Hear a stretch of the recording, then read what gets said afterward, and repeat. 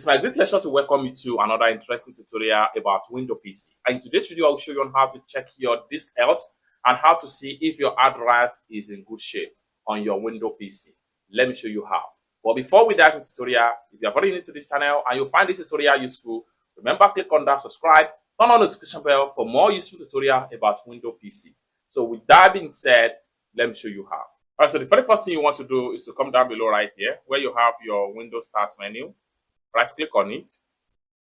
Then this is going to pump up. Next thing you need to do is to make sure you go to Task Manager. Click on Task Manager. Then it's going to take you right here. Next thing you need to do is to simply navigate to Performance tab right here. Click on Performance.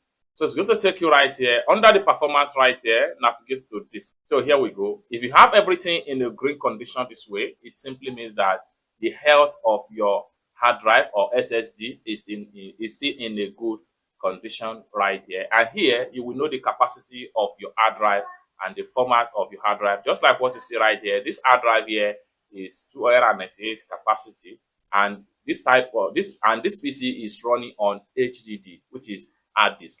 So if you are running on SSD, you will be given right here under the disk health checking right here. It's that simple.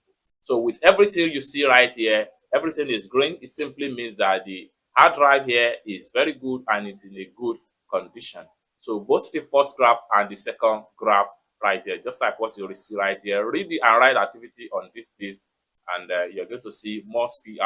Read the speed and the active time and average response time of this particular hard drive. So here everything looks good. For more tutorial tips and tricks about Windows PC, consider to subscribe. Thank you so much for watching, and I hope to see you in my next video. Bye for now.